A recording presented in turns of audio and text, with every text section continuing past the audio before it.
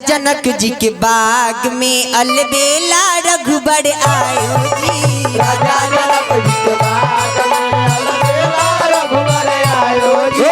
राजा जनक जी के बाग में अलबेला रघुबर आयो जी।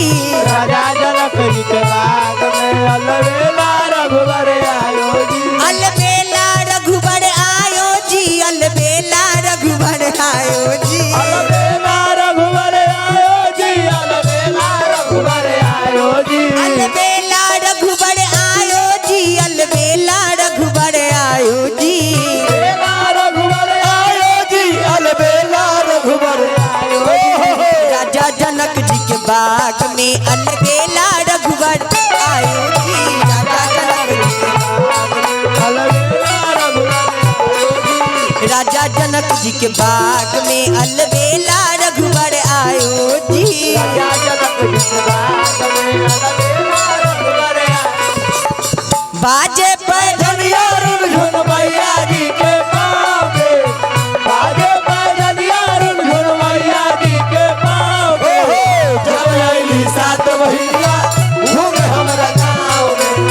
जब अइली सात बहिनिया घूमे हमरा गाँव में। बाजे पर धनिया रुन झुन मैया जी के पाँव पे। बाजे पर धनिया रुन झुन मैया जी के जब अइली सात घूमे हमरा गाँव में। जब अइली सात बहिनिया घूमे राजा जनक जी के बाग में अलबेला रघुबर आयो। राजा जनक जी के बाग में अलबेला रघुबर सोने के थाल में जो न लगावल। सोने के थाल में जो न लगावल। सोने के थाल में जो न लगावल। सोने के थाल में जो न लगावल। जेवना चाभन आयो जी। जेवना चाभन आयो जी। जेवना चाभन आयो जी। जेवना चाभन आयो जी। राजा जनक जी के बाग में अलबेला रघुबर आयो जी। बाग में अलबेला रघुबर आयो। राजा जनक जी के बाग में अलबेला रघुबर आयो जी। राजा जनक जी के बाग में अलबेला रघुबर गंगा जी नहाई बोए मैया जाला वाले आए। गंगा जी नहाई बोए मैया जाला वाले आई गो। आवा डाली कोई बोए मैया जाला सागर आई गो। आवा डाली कोई बोए मैया जाला सागर आई गो। गंगा जी नहाई बोए मैया जाला वाले आई। गंगा जी नहाई बोए मैया जाला वाले आई गो। आगा नानी कोई बोए मैया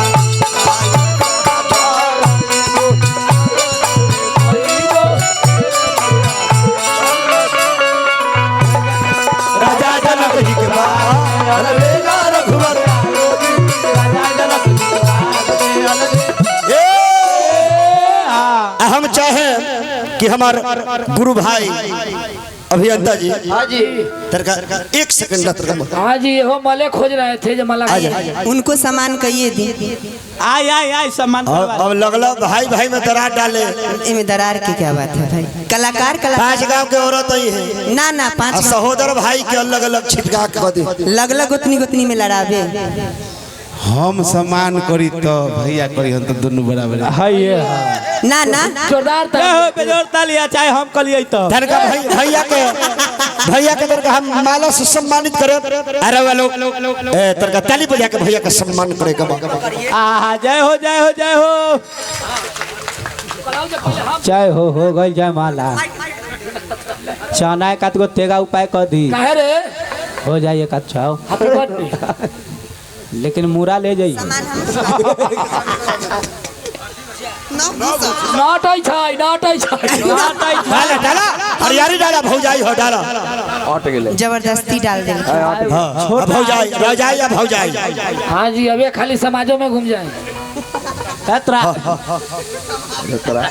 अरे तर बाप नु हरे का भइल तो बापे से ना मांगत नहीं बाप से मांगो जही तो है। तब कहाँ ही मांग सकीले चली खैनी मांगे छी श्री पूजा भंडार गुदरी रोड 50 रुपया का पुरस्कार दिल बनी पूजा पाठ का सामान मिलता है। कौन सामान? खाली सामान ही कल पूजा पाठ पूजा सामग्री मिलता है। हाँ जी, जैसे में नारियल फल, जैसे में नवघरा के लकड़ी 51 रुपया का पुरस्कार मिले। प्रणाम करम पूजा के सामान के जरूरी पड़े जल्दा जाइए। अब भैया से संपर्क करी बहुत धन्यवाद से प्रणाम अभिनंदन लगा। राजा जनक जी के बाग में अलबेला रघुवर आयो जी, राजा जनक जी के बाग में अलबेला रघुवर आयो जी। हाथ कमंडल रेशम डोरी, हाथ कमंडल रेशम डोरी, हाथ कमंडल रेशम डोरी, हाथ कमंडल रेशम डोरी। गिरजा पूजन आयो जी, गिरजा पूजन आयो जी, गिरजा पूजन आयो जी। गिरजा पूजन आयो जी। राजा जनक जी के बाग में अलबेला आयो जी, राजा जनक जी के बाग में अलबेला रघुवर आयो जी, राजा जनक जी के बाग में अलबेला रघुवर आयो जी। राजा जनक जी के बाग में अलबेला रघुवर।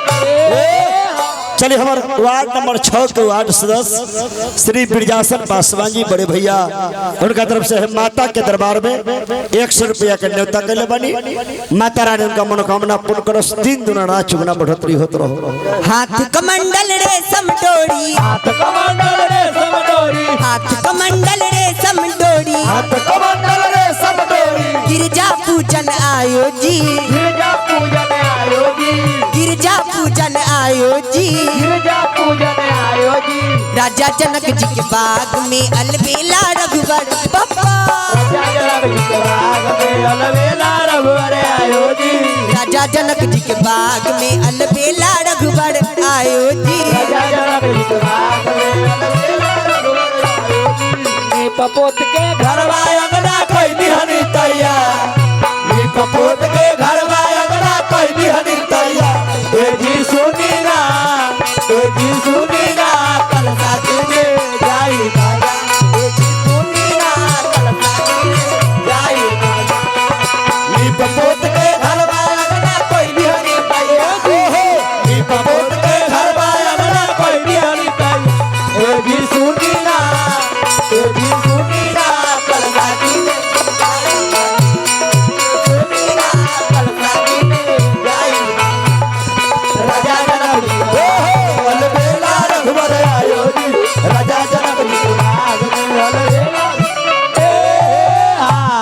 सोने के थाल गंगा जल पानी, सोने के थाल गंगा जल पानी, सोने के थाल गंगा जल पानी, सोने के थाल गंगा जल पानी। पनिया पीवन आयो जी, पनिया पीवन आयो जी, पनिया पीवन आयो जी। पनिया पीवन आयो जी। राजा जनक जी के बाग में अलबेला रघुवर हरि बोल, हरि बोल। जय हो। राजा जनक जी के बाग में अलबेला रघुवर आयो जी,